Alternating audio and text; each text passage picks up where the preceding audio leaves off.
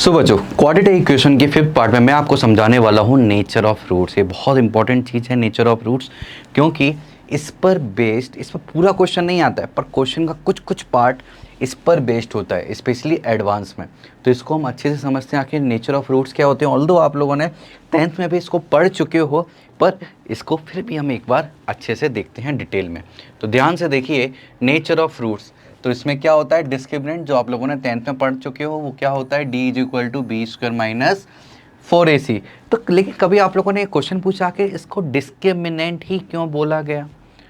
इसका यदि इंग्लिश का मतलब समझो डिस्क्रिमिनेंट, तो डिस्क्रिमिनेंट मतलब क्या होता है, डिस्क्रिमिनेट करने वाला। मतलब किसी क्वाड्रेटिक इक्वेशन के रूट्स कैसे होंगे, ये डिस्क्रिमिनेट वो करता है। रियल होंगे, इमेजनरी होंगे, किस तरह के होंगे। और इसके लिए क्या यूज किया जाता है, d is equal to b square minus 4ac। जैसे कि एक हमारा एग्जाम्पल है, एफ एक्स हमने ले लिया, इसके मैं रूट्स कैलकुलेट करना चाहता हूँ। तो मैं यहाँ पर चेक करता हूँ इसकी d की वैल्यू। तो मुझे बताओ b क्या होगा, b क्या होगा 3। तो मैं लिख दूंगा 3 का स्क्वायर माइनस 4 इंटू ए कितना है हमारे पास 2 इंटू देन c कितना है 2 नहीं है, क्या है ये -2। तो मैं सॉल्व करता हूँ 9, ये प्लस हो जाएगा और ये कितना आ जाएगा 16। तो इज इक्वल टू आ गया 25। सो डी की वैल्यू मेरी कितनी आ गई है 25। इस तरह से डी निकाला जाता है। 10th क्लास में भी इस तरह के क्वेश्चन किए होंगे, नहीं किए तो अभी आप समझ लो। बस ये फॉर्मूला है बी स्क्वायर माइनस 4ac, इसमें सीधे हम डाल देते हैं। लेकिन एक चीज़ और आप लोगों ने पढ़ी है 10th क्लास में, क्या पढ़ा है आपने कि डिस्क्रिमिनेंट की वैल्यू यदि पॉजिटिव होती है तो रूट्स रियल होते हैं, और डिस्क्रिमिनेंट की वैल्यू यदि नेगेटिव होती है तो रूट्स कैसे होते हैं, इमेजनरी। कभी क्वेश्चन की आखिर ये होता क्यों है इस तरह से, नहीं? तो चलिए मैं आप लोगों को आंसर बताता हूँ आखिर ये ऐसा होता क्यों है ना। शायद आप लोगों ने पूछा भी होगा, शायद आंसर नहीं मिला होगा। ये होता है बिकॉज ऑफ दिस फार्मूला, जिसको आप लोगों ने हो सकता है क्वाड्रेटिक फार्मूले के नाम से भी पढ़ा हो, पर इसको सबसे पहले दिया था इंडियन मैथमेटिशियन श्री धराचार्य जी ने, तो इसलिए इसको धराचार्य मेथड के नाम से भी जानते हैं।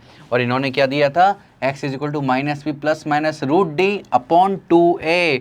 अब जरा ध्यान से देखो कि जो रूट डी दिखाई दे रहा है हमें, यदि ये d निगेटिव हो गया तो रूट के अंदर निगेटिव वैल्यू यदि आ जाएगी, रूट के अंदर क्या आ जाएगी, हमारी निगेटिव वैल्यू आ जाएगी, तो क्या होगा, हम इमेजनरी बोलेंगे।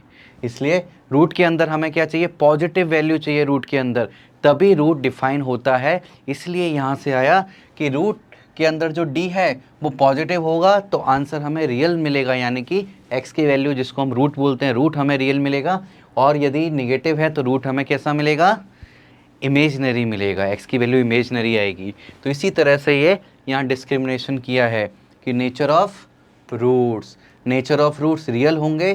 कब होंगे रियल, यदि हमारा जो d है डिस्क्रिमिनेंट ये क्या होगा, पॉजिटिव, और उसको हम इस तरीके से रिप्रेजेंट करते हैं कि d की वैल्यू क्या होनी चाहिए, ग्रेटर देन इक्वल टू 0। और इमेजनरी कब होगा, जब d क्या हो जाएगा, लेस देन 0। d निगेटिव हो जाएगा तब हमारे रूट्स क्या हो जाएंगे, इमेजनरी हो जाएंगे। अब रियल में भी दो कैटेगरी में डिवाइड कर देते हैं। दो कैटेगरी क्या है, टू कैटेगरी। पहला है इक्वल, रूट्स इक्वल कब होते हैं, जब d क्या हो जाता है 0। बोलो ऐसा क्यों, इक्वल क्यों हो जाते हैं। तो देखो रूट्स की वैल्यू कब मिलती है, जब हम एक बार प्लस साइन लेते हैं, एक बार माइनस साइन लेते हैं। लेकिन सपोज d ही हमारा पूरा 0 हो गया, d क्या हो गया 0 हो गया, d हमारा 0 हो गया, तो प्लस लोगे प्लस 0 और माइनस 0, दोनों ही केस में हमारा आंसर कितना आएगा, -b/2a। मतलब x की टू डिफरेंट वैल्यूज नहीं है, दोनों वैल्यू एकदम परफेक्ट सेम मिलेंगी। तो इसीलिए हम बोलते हैं कि जब d 0 होता है तो रूट्स कैसे होते हैं, इक्वल, और d ओनली पॉजिटिव होता है, मतलब नॉन जीरो नंबर होता है, पॉजिटिव वैल्यू, तो कैसे मिलते हैं रूट्स, मिलते हैं डिस्टिंक्ट। डिस्टिंक्ट का मतलब क्या है कि एक बार हम प्लस लेंगे माइनस लेंगे तो दोनों वैल्यू रूट्स की जो अल्फा बीटा से भी रिप्रेजेंट किया जाता है वो कभी सेम नहीं होती हैं, वो अलग अलग होती हैं।